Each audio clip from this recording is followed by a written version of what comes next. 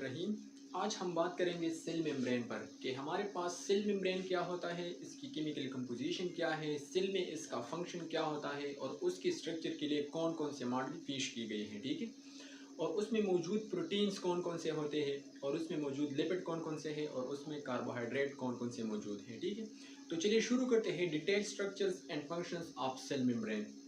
Cell membrane का जो दूसरा नेम है, it is also known as the plasma membrane. Cell membrane is also known as plasma membrane. अगर हम इसकी डिफिनेशन कर लें तो ये हमारे पास आउटर मोस्ट मेम्ब्रेन है, outer most membrane of animal cell, of animal cell.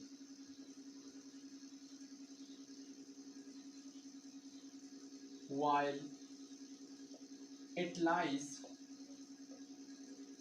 second and plant cell। इसका मतलब क्या है, ये जो सेल मेम्ब्रेन है एनिमल सेल की जो सबसे आउटर मोस्ट बाउंड्री होती है, outer most boundary of animal cell is known as the plasma membrane. अगर हम प्लांट्स में देख लें तो प्लांट्स की जो आउटर मोस्ट बाउंड्री है उसको हम सेल वॉल कहते हैं, और सेल वॉल के नीचे जो लेयर आती है उस लेयर को हम क्या कह सकते हैं, प्लाज्मा मेम्ब्रेन या cell membrane. So in plant cell it lies in second position, ये हमारे पास सेकंड पोजीशन में आता है। इसके बाद अगर हम बैक्टीरिया को देख लें तो बैक्टीरिया की स्ट्रक्चर में हमारे पास थर्ड नंबर पे आता है। बैक्टीरिया की जो सबसे आउटर मोस्ट लेयर होती है उसको हम स्लाइम लेयर कहते हैं। ठीक है, स्लाइम लेयर के बाद हमारे पास सेल वॉल आती है, और सेल वॉल के बाद हमारे पास अंदर जब हम जाए तो फिर वो हमारे पास क्या आती है, प्लाज्मा मेम्ब्रेन। सो प्लाज्मा मेम्ब्रेन हमारे पास उसकी यही पोजीशन हो गई। Plasma membrane is present in all the living organisms. अगर हम इसकी जनरल कैरेक्टरिस्टिक को देख लें तो प्लाज्मा मेम्ब्रेन की जो प्रेजेंस है कहाँ पर मौजूद होती है, it is the fundamental component of all the living organisms. हमारे पास दुनिया में जितने भी लिविंग ऑर्गेनिजम्स हैं, चाहे यूकैरियोटिक हो, प्रोकैरियोटिक हो, एनिमल्स हो, प्लांट्स हो, सब में ये चीज़ कॉमन है। ये हमारे पास हर सेल में मौजूद होता है। ठीक है, तो ये बेसिक कंपोनेंट है। अगर हम इसकी बात कर लें so it maintain the internal environment of the cells. मिसाल के तौर पर अगर हम एक प्रोटोजोवन का एग्जांपल ले लें तो प्रोटोजोवन हमारे पास एक सेल होता है। If this is a protozoan, ये मैंने किस चीज़ का स्ट्रक्चर बनाया है, paramecium. If this is paramecium, paramecium हमारे पास एक प्रोटोजोवन होती है। अगर हम उसकी इंटरनल स्ट्रक्चर को देख ले और इसकी एनवायरनमेंट को देख ले तो mean plasma membrane help maintain the internal environment of the cells from the external environment. अगर हम यूनिसेलुलर ऑर्गेनिजम्स की बात कर लें तो यूनिसेलुलर ऑर्गेनिज्म ज़्यादातर एक्वेटिक होते हैं और ज़्यादातर वो मेरीन वाटर में रहते हैं। तो मरीन वाटर की जो एनवायरनमेंट है उसकी जो आयरन कंसंट्रेशन होती है, कार्बोहाइड्रेट होती है, उसकी जो ऑर्गेनिक और इनऑर्गेनिक कंपोजिशन होती है वो अलग होती है। और अगर हम सेल के अंदर देख ले तो ये अलग है। ये दोनों मिक्स क्यों नहीं हो रहे, because of the presence of the plasma membrane. Plasma membrane की बुनियाद पर ये एक दूसरे के साथ मिक्स नहीं हो रहे। It mean it maintain the internal environment of the living cells. अगर हम उसके थर्ड फंक्शन को देख लें सो इसकी फंक्शन है वो हमारे पास क्या है, it act as a passage way of the cell. Cell के लिए जो जो चीज़ें रिक्वायर्ड होती है वो कहाँ से पास होगी, ये हमारे पास प्लाज्मा मेम्ब्रेन से या सेल मेम्ब्रेन से पास होगी। मिसाल के तौर पर सेल के लिए क्या चाहिए, अगर हम गैसेस को देख लें तो गैसेस में हमारे पास सेल के लिए जो बेसिक रिक्वायरमेंट होती है वो है ऑक्सीजन। तो ऑक्सीजन कहाँ से पास होगा, वो प्लाज्मा मेम्ब्रेन से पास होगा। फिर सेल के अंदर एक दूसरी गैस प्रोड्यूस हो जाती है, carbon dioxide, as a result of respiration. Respiration के नतीजे में हमारे पास कार्बन डाइऑक्साइड प्रोड्यूस होती है, और यही कार्बन डाइऑक्साइड हमारे पास प्लाज्मा मेम्ब्रेन के थ्रू सेल से बाहर आएगी।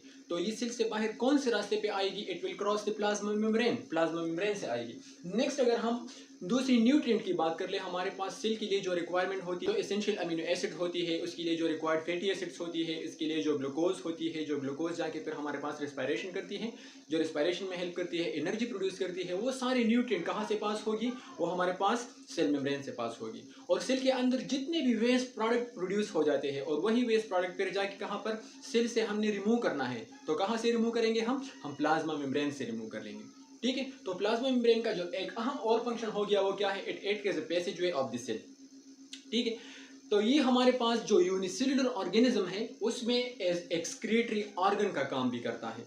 हम अमीबा को देख लें या पैरामीशियम को ले लें तो पैरामीशियम में और अमीबा में हमारे पास कोई एक्सक्रीटरी ऑर्गन तो नहीं होती, उसमें कोई किडनी नहीं होती, उसमें यूरेट्रस नहीं होती, यूरिनरी ब्लड की चीज़ें इसमें नहीं होती। तो ये हमारे पास सेल मेम्ब्रेन ये कौन सा फंक्शन परफॉर्म कर रहे हैं? As an excretory function. Cell के अंदर जितने भी वेस्ट मटेरियल प्रोड्यूस होते हैं उसको बाहर निकालने के लिए हमारे पास क्या यूज होता है? सेल मेम्ब्रेन यानी प्लाज्मा मेम्ब्रेन यूज होती है। इसकी नेक्स्ट जो फंक्शन है वो हमारे पास क्या है? Tissue formations. हमारे पास जो टिश्यू फॉर्म होती है, टिश्यू क्या होते हैं? Combination of different cells. जो हमारे पास टिश्यूज बनते हैं सेल्स की कम्बिनेशन से बनते हैं और सेल वो एक दूसरे के साथ कंबाइन हो जाते हैं with the help of the plasma membrane. Plasma membrane के थ्रू एक सेल दूसरे के साथ क्या हो जाती है? अटैच्ड हो जाती है। नेक्स्ट अगर हम इसकी फंक्शन को देख ले, it help in signal receiving. ये हमारे पास एक जनरल मैंने क्या बनाया है? प्लाज्मा मेम्ब्रेन का मैंने एक जनरल स्ट्रक्चर बनाया है। ये हमारे पास लिपिड्स हैं, ये छोटे छोटे, और ये बड़ा जो मैंने बनाया है ये हमारे पास प्रोटीन है। ठीक है, अगर हम प्रोटीन को देख ले तो प्रोटीन के ऊपर हमारे पास क्या होती है? चेन ऑफ कार्बोहाइड्रेट होती है। इसको हम क्या कह सकते हैं? ग्लाइकोप्रोटीन। ग्लाइको फॉर कार्बोहाइड्रेट और प्रोटीन इसलिए कहते हैं क्योंकि ये प्रोटीन के साथ अटैच है। तो ग्लाइकोप्रोटीन जो हो गई, और यही अगर कार्बोहाइड्रेट हमारे पास लिपिड के साथ अटैच है तो ये हमारे पास क्या है? ग्लाइकोलिपिड्स। ये कंजुगेट मॉलिक्यूल्स है, मतलब लिपिड और कार्बोहाइड्रेट मिलके बनाए हैं ये चीज। और यही चीज glycoprotein and glycolipids it receive the signals. के पास क्या रिसीव करते हैं? सिग्नल रिसीव करते हैं। मिसाल के तौर पर अगर हम हार्मोनल सिग्नल्स को देख लें तो हार्मोन की सिग्नलिंग के लिए हमारे पास different types of protein present होते हैं उस प्लाज्मा मेम्ब्रेन में, और यही प्लाज्मा मेम्ब्रेन उस हार्मोन को क्या देते हैं? रिस्पॉन्स कर देते हैं। हमारे पास हार्मोन दो तरह के हैं, एक हमारे पास लिपिड हार्मोन होती है और एक हमारे पास प्रोटीन हार्मोन होती है। प्रोटीन हार्मोन हमारे पास साइज में बड़े होते हैं, तो उसके लिए जो रिसेप्टर्स होगी, उसके लिए जो सिग्नलिंग मॉलिक्यूल होगी, वो सिग्नलिंग मॉलिक्यूल कहाँ पर मौजूद होगी? वो प्लाज्मा मेम्ब्रेन में होगी। अगर हम लिपिड हार्मोन की बात कर ले तो लिपिड हार्मोन ये हमारे पास इजीली पास कर सकते हैं सेल मेम्ब्रेन को, तो इसके लिए जो रिसेप्टर्स होती है वो हमारे पास कहाँ पर होती है? साइटोप्लाज्म में होगी। ठीक है, तो नेक्स्ट अगर हम सेल टू सेल कम्युनिकेशन की बात कर ले, हमारे पास अगर एक यूनिसेलुलर ऑर्गेनिज्म है तो इसमें कम्युनिकेशन की कोई ज़रूरत नहीं है, लेकिन अगर हम एक मल्टीसेलुलर ऑर्गेनिजम्स की बात कर लें तो multicellular organism is made of lot number of cells, all the cells communicate with each other. ये हमारे पास क्या करते हैं? कम्युनिकेट करते हैं। एक ही चीज़ को रिस्पॉन्स करने के लिए एक सेल की ज़रूरत नहीं होती, हमारे पास बंच ऑफ सेल चाहिए, और यही बंच ऑफ सेल फिर जाके क्या कर देते हैं? एक अच्छे से अंदाज में हमारे पास हो उसको रिस्पॉन्ड कर देते हैं। तो ये सेल टू सेल कम्युनिकेशंस किस तरह करती हैं? ये प्लाज्मा मेम्ब्रेन के थ्रू करती है। मिसाल के तौर पर अगर हम बात कर ले सेल जंक्शंस की बात कर ले तो सेल जंक्शन में हमारे पास क्या होता है? एक सेल दूसरे सेल के साथ अटैच्ड है। ठीक है, अगर हम प्लाज्मोडेस्माटा की बात कर लें तो प्लांट्स में एक सेल दूसरे के साथ किस चीज़ की वजह से अटैच है? प्लाज्मोडेस्माटा के जरिए एक दूसरे के साथ अटैच है। और यही प्लाज्मोडेस्माटा किस चीज़ का बना हुआ है? ये हमारे पास प्लाज्मा मेम्ब्रेन का बना हुआ है। तो ये मैंने जनरल कुछ फंक्शंस बताई है आपको प्लाज्मा मेम्ब्रेन की। अगर हम उसकी केमिकल कंपोजिशन की बात कर ले कि इसकी केमिकल कंपोजिशन क्या है, how the chemicals combine to form the cell membrane, complex cell membrane, ये किस तरह बनाते हैं? तो हमारे पास इसकी जो केमिकल कंपोजिशन है mostly it is composed of protein. इसमें हमारे पास क्या होते हैं? 55% हमारे पास प्रोटीन होती है। अगर हम बात कर ले लिपिड्स की तो लिपिड्स हमारे पास मुख्तलिफ किस्म के हैं। अगर मैं एक की बात कर लूँ कोलेस्ट्रॉल, कोलेस्ट्रॉल हमारे पास होती है 25%। अगर हम फास्फोलिपिड की बात कर ले तो फास्फोलिपिड हमारे पास मौजूद होगी, फास्फोलिपिड्स 13%।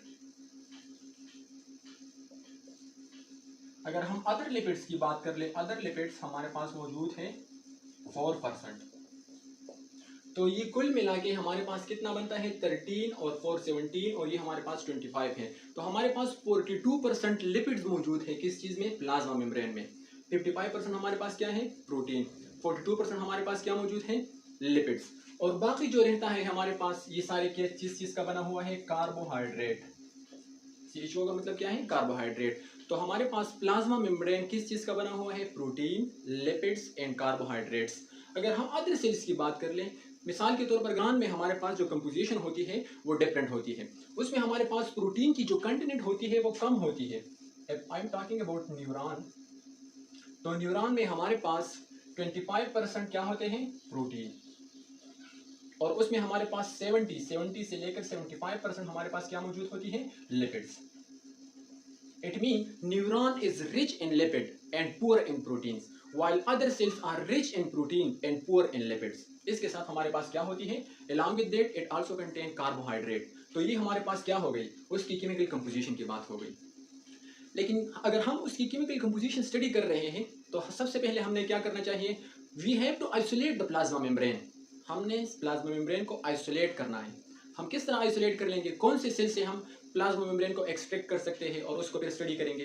तो सबसे जो आसान सेल है हमारे जिस्म में वो हमारे पास क्या है जो इजीली अवेलेबल है, वो हमारे पास आरबीसी है। आरबीसी को हम इजीली एक्सट्रैक्ट कर सकते हैं। दूसरी जो उसकी बेनिफिट्स है, why we select RBC, because RBC contain only and only haemoglobin, उसमें और कोई ऑर्गेनेल्स नहीं होती। आरबीसी ये एक जस्ट एक पाउच की तरह होता है, it is a pouch of haemoglobin, इसमें सिर्फ हेमोग्लोबिन होती है। तो बस आप सिर्फ इससे हेमोग्लोबिन हटा दें, बाकी जितना भी रेजिड्यू रह जाती है वो आपकी क्या होगी, प्लाज्मा मेम्ब्रेन होगी। सो सबसे जो आइडियल सेल है for the study of plasma membrane, we have RBCs. अब आरबीसी से हम प्लाज्मा मेम्ब्रेन किस तरह एक्सट्रैक्ट करेंगे, तो हमारे पास क्या है, गोस्ट आरबीसीज। अब गोस्ट आरबीसी क्या होते हैं, हमारे पास आरबीसी में जो हेमोग्लोबिन होती है अगर हम इसको एक्सट्रैक्ट कर दें, खत्म कर आरबीसीज, क्या कह सकते हैं, गोस्ट आरबीसी। अब गोस्ट आरबीसी हमारे पास दो तरह की होती है। अब हम किस तरह निकालेंगे, मिसाल के तौर पर अगर ये हमारे पास एक सोल्यूशन है, इफ दिस इज सोल्यूशन, और ये हमारे पास हाइपोटोनिक सोल्यूशन है। हाइपोटोनिक सोल्यूशन का मतलब ये है कि इसमें सॉल्यूट कंसंट्रेशन कम है और वाटर कंसंट्रेशन इसमें क्या है, ज्यादा है। तो सॉल्यूट कंसंट्रेशन जब कम होगी और उसमें हम एक आरबीसी को रखेंगे तो यही आरबीसी से जितना हेमोग्लोबिन होगा वो बाहर निकल जाएगा। All the haemoglobin will come out from the RBC. The remaining structure is known as, ये जो बाकी स्ट्रक्चर रह जाती है उसको हम गोस्ट आरबीसी कहते हैं। और रिमेनिंग स्ट्रक्चर क्या होगी, फिर तो वो सारी प्लाज्मा मेम्ब्रेन होगी। तो यहीं पर हमारे पास क्या बन जाती है, प्लाज्मा मेम्ब्रेन रह जाती है। अब यही जो हमारे पास है, दो तरह के आरबीसीज हैं।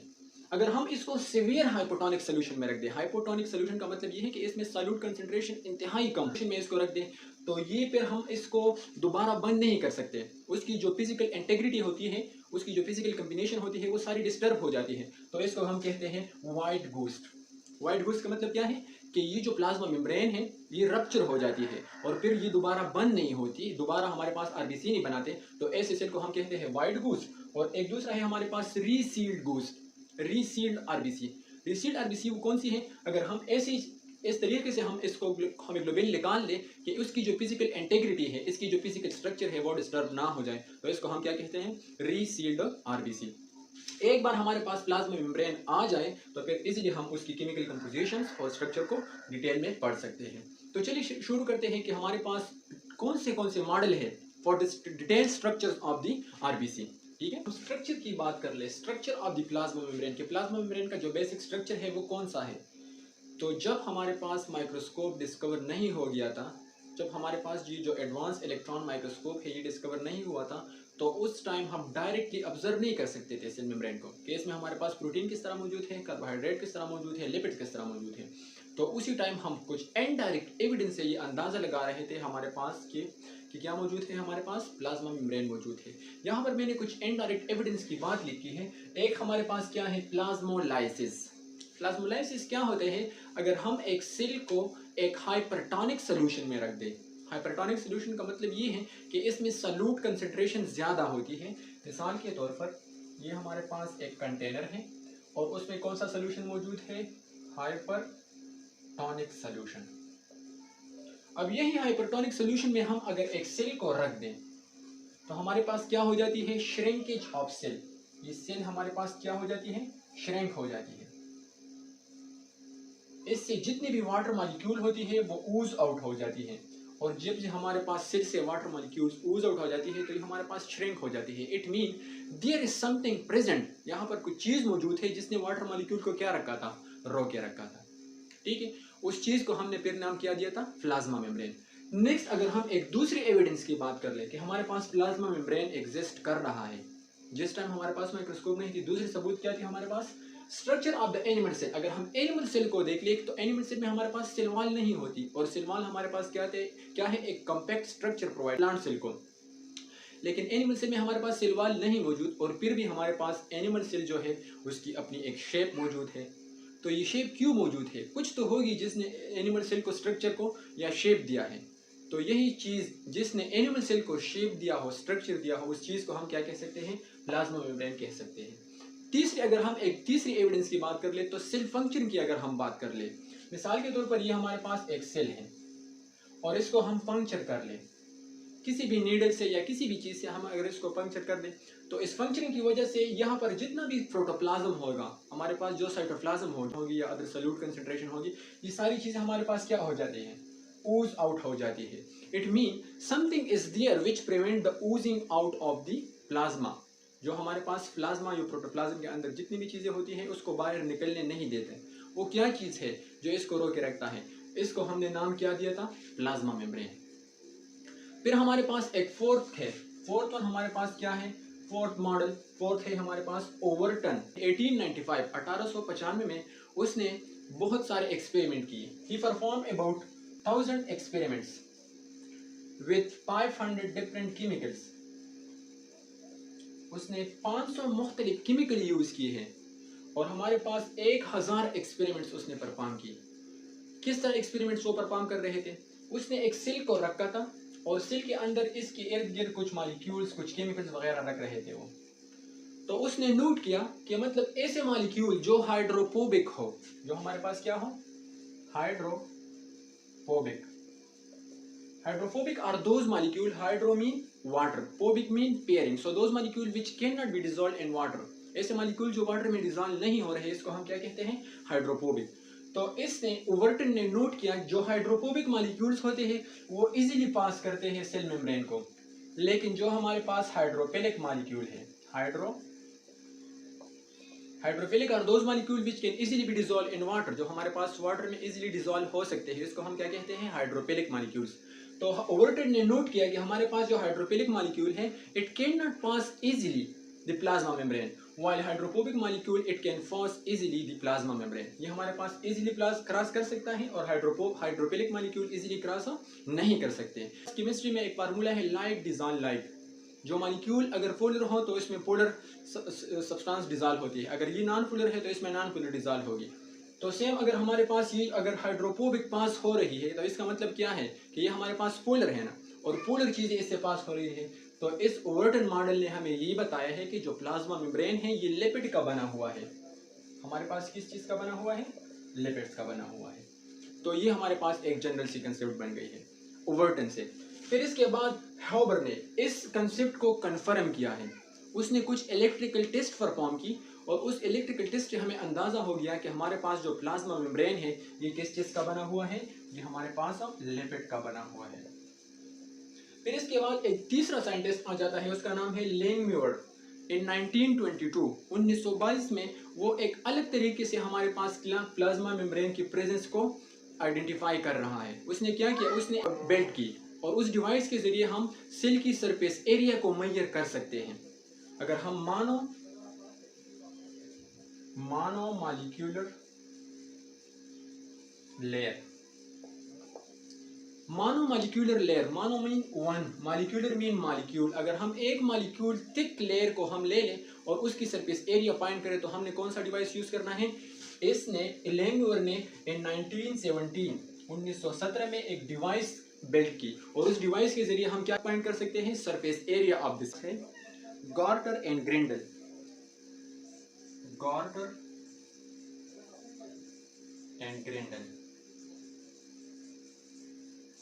इन 1925 यही जो इसने डिवाइस बिल्ड की थी जिससे हम मानोमोलिकुलर लेयर को मेजर कर सकते हैं, सरफेस एरिया को मेजर कर सकते हैं। मिसाल के तौर पर सरफेस एरिया का मेरा मतलब ये है कि ये अगर मिसाल के तौर पर हमारे पास एक सेल है तो इसके ऊपर ही जितनी भी जगह है हमारे पास इसकी क्या है? सरफेस एरिया है। तो हम एक गोल चीज़ की सरफेस एरिया किस तरह फाइंड कर सकते हैं? We have to use Langmuir apparatus. और लैंगम्यूर अपैरेटस से हमें अंदाज़ा हो रहा है कि ये हमारे पास क्या है? ये हमारे पास एक बाई लेयर स्ट्रक्चर है।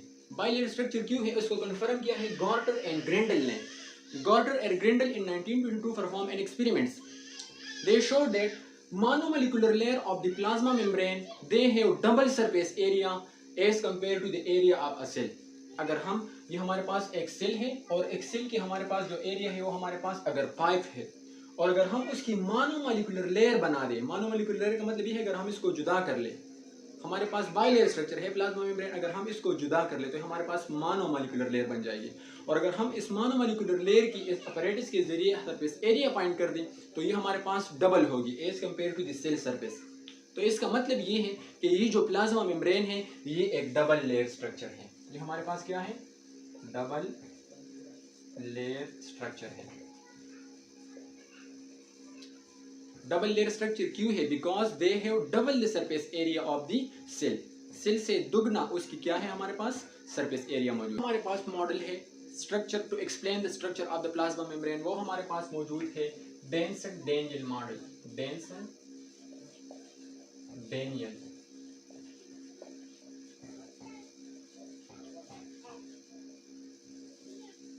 इन 1935 में ये दो साइंटिस्ट आ जाते हैं to explain the structure of the plasma membrane.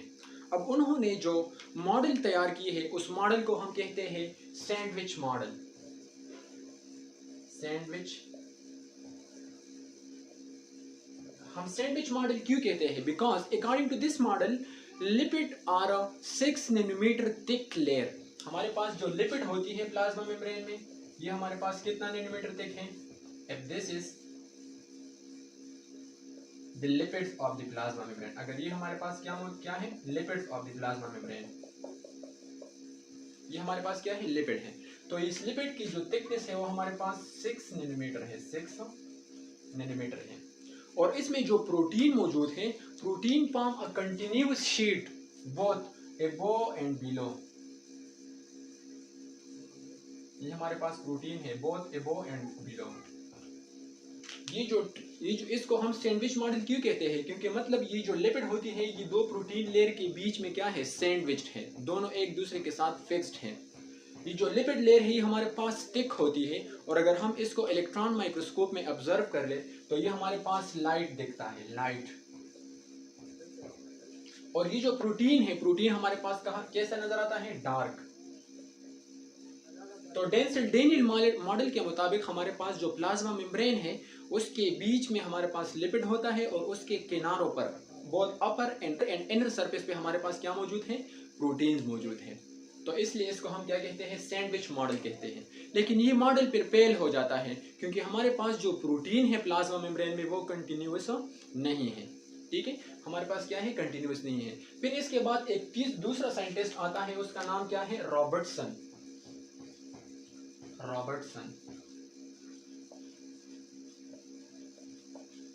Robertson in 1960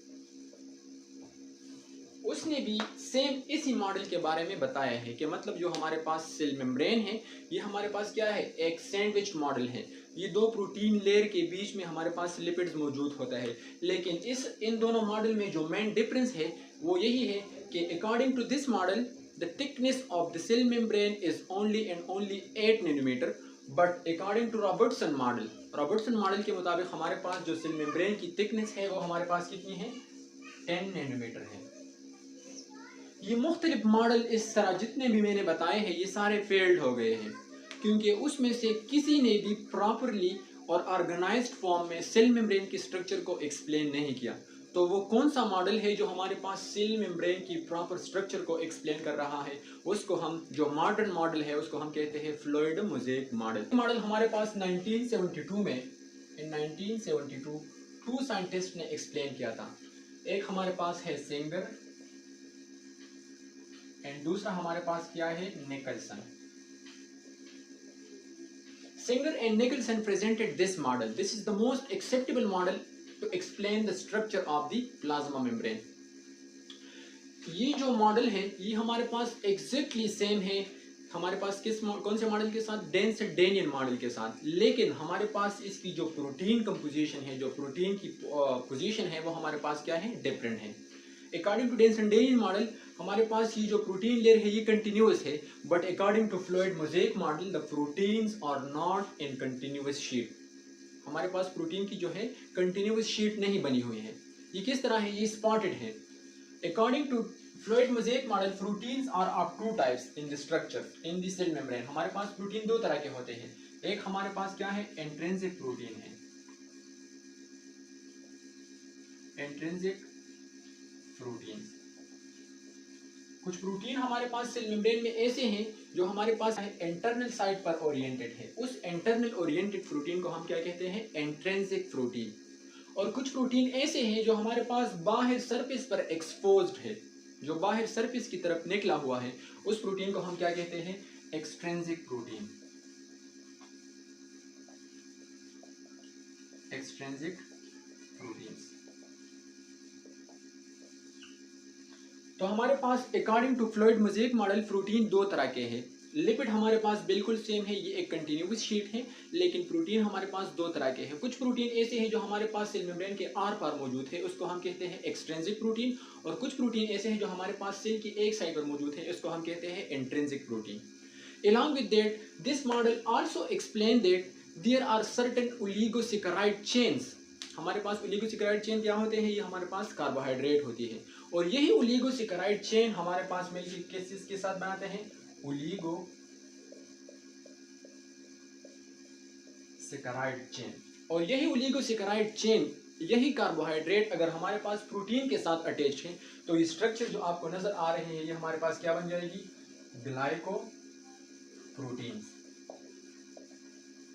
glycoproteins. अगर यही ओलिगोसेकेराइड हमारे पास लिपिड के साथ अटैच है, तो इसको हम क्या कहते हैं? ग्लाइकोलिपिड्स। ग्लाइकोलिपिड्स। अब इसको हम फ्लूइड मोज़ेक मॉडल क्यों कहते हैं? क्योंकि ये जो लिपिड है, ये हमारे पास एक सी का काम करते हैं, ये फ्लूइड फॉर्म में मौजूद है, ये फ्लूइड कर रहा है, ठीक है। और मोज़ेक हम इसको इसलिए कह रहे हैं because proteins are present in spotted form.